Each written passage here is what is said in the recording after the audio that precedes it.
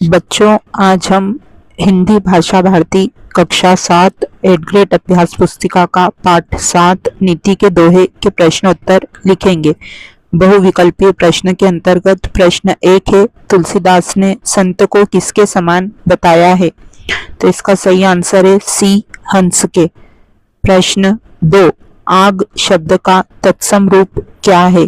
तो इसका सही आंसर है बी, अग्नि। प्रश्न 3, तरुवर फल नहीं खात है, सरवर पियहि न पान पंक्ति के कवि हैं। तो इसका सही उत्तर है बी, रहीम। प्रश्न 4, बिना डुलाए ना मिले ज्यों पंखा की पौन के माध्यम से कवि प्रेरणा दे रहा है। तो इसका सही आंसर है बी, परिश्रम की। प्रश्न 5, यदि हमें चने की फसल बोनी हो तो उसके लिए कौन सी मिट्टी होनी चाहिए? तो इसका सही आंसर है डी, ढेलेदार। नीचे दिए गए शब्दों में से उचित शब्द चुनकर रिक्त स्थानों की पूर्ति कीजिए। शब्द हैं छंद, नीम, बीज, हंसना, वर्षा, बबूल, रस, जड़, चुप, बारिश। प्रश्न 6, कबीर के अनुसार का पेड़ बोने से आम नहीं मिलता। तो इसका उत्तर है बबूल। प्रश्न 7, तुलसीदास के अनुसार यदि शरीर खेत है तो पाप पुण्य उसके हैं। तो इसका आंसर है बीज। प्रश्न 8, मनुष्य को अधिक न बोलना चाहिए और न अधिक रहना चाहिए। तो चुप। प्रश्न 9, मात्रा और वर्ण के आधार पर की गई रचना कहलाती है? छंद। प्रश्न 10, बरखा शब्द का तत्सम रूप है वर्षा। अति लघुत्तरीय। प्रश्न 11, हीरा कभी यह नहीं कहता कि मेरा मूल्य लाख रुपए है। पंक्ति के लिए दोहों में से उचित पंक्ति छांटकर लिखिए। तो रहीमन हीरा कब कहे लाख टका मेरो मोल। प्रश्न 12, तुलसीदास ने काया को किसके समान कहा है? तो तुलसीदास ने काया को खेत के समान कहा है। प्रश्न 13, जड़ चेतन गुण दोष में मैं विश्व कीर्तार, संत हंस गुण गही पय परिहरी बारी विकार। इस दोहे का भावार्थ लिखिए। तो इसका भावार्थ है, तुलसीदास जी कहते हैं कि ईश्वर द्वारा रचित इस संसार में गुण और दोष समान रूप से व्याप्त हैं।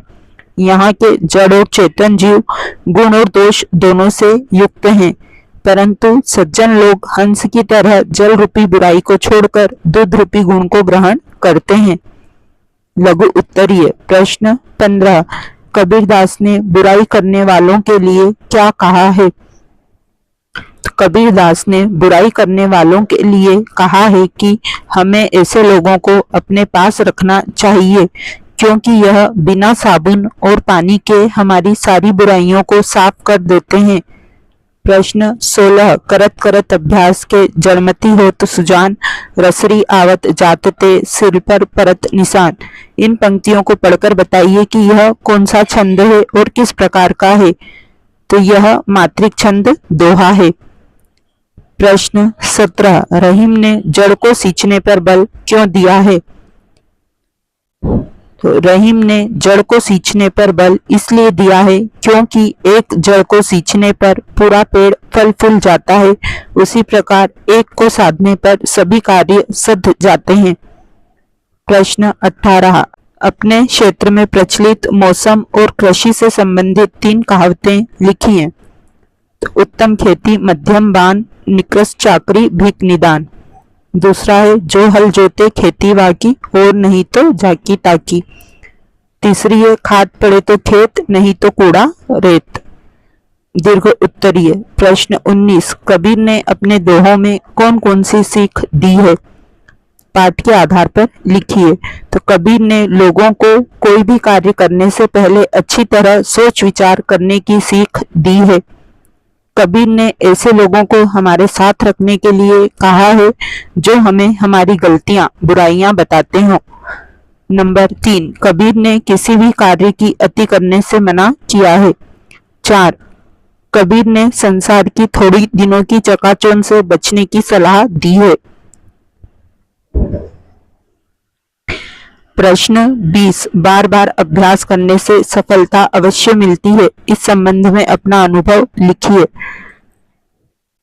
बार बार अभ्यास करने से सफलता अवश्य मिलती है। इस संबंध में अनुभव यह है कि पहले मुझे गुणा के सवाल करना नहीं आता था। कभी मैं पहाड़ा गलत बोल देता तो कभी जोड़ में गलती कर देता था, किंतु मैंने हार नहीं मानी और गुणा सीखने का अभ्यास करता रहा। इससे मुझे सफलता मिली और अब मैं कितने भी बड़े अंकों के गुणा के सवाल आसानी से एवं बिना गलती के हल कर पाता हूँ। इसी के साथ हमारा पाठ 7 यहीं खत्म होता है। जल्दी ही हम पाठ 8 के साथ फिर मिलेंगे।